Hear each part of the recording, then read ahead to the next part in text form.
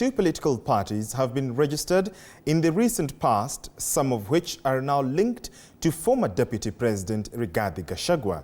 And as Gachagua is expected to announce his political move in January next year, pundits now say he has a basket full of options to choose from in his efforts to remain relevant in Kenyan politics. And as our political reporter Mike Kagwongo tells us, the former second-in-command is reported to have turned down former President Uhuru Kenyatta's advice to revive the struggling Jubilee Party, but rather opted to form his own. Former Deputy President Rigathi Gachagua has in different occasions disclosed intentions to announce his political future. This will, however, depend on the court's ruling against his impeachment matter next month.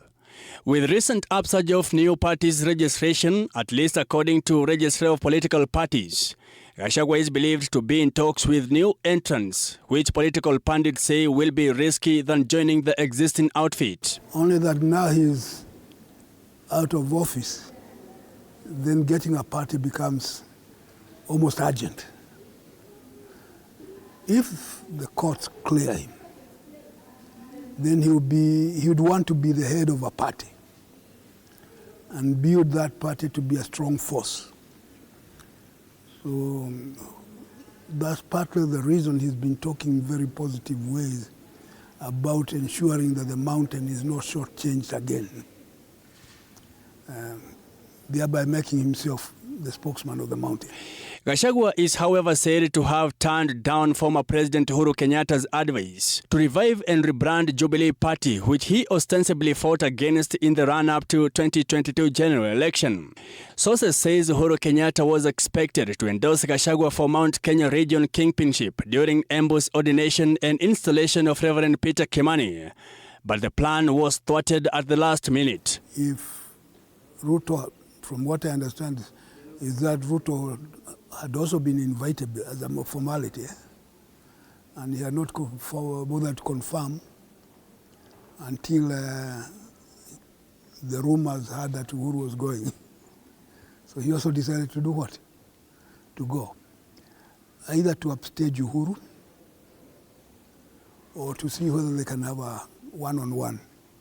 And they at least they whispered to each other. You know, we saw them holding hands and whispering. What they whispered, we don't know. They might have whispered, can we meet later someplace? And since they smiled, you say probably they agreed. Gachagua has on many occasions revealed about ongoing consultations with religious leaders and like-minded political allies, adding that a formal announcement is expected in January.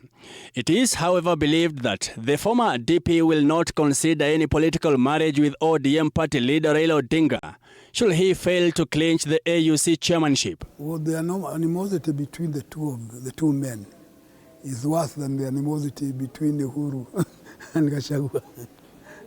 You know, in fact, Gachagua was campaigning all about William Mzee. And as I think I've just mentioned, the part of the reason Raila supported Ruto during the Gen Z is to stop Gachagua. Political pundit Macharia Munene says Gachagua cannot be ignored at both Mount Kenya region and other parts of the country, following his unprecedented removal from office. He says the self-proclaimed truthful man has recently acquired public favor, gained from how he was treated by his former boss. The impeachment appeared to be very unfair,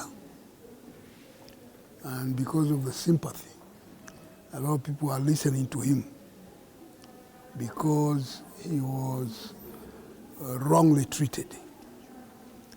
And even the person who brought the accusations did not appear to be sure of what he was talking about.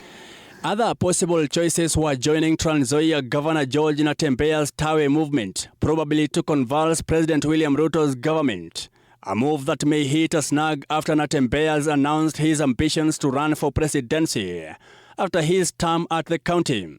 Natembeya has in some occasions been seen as a Gachagua ally. Mike Kagwongo, TV 47, Nairobi.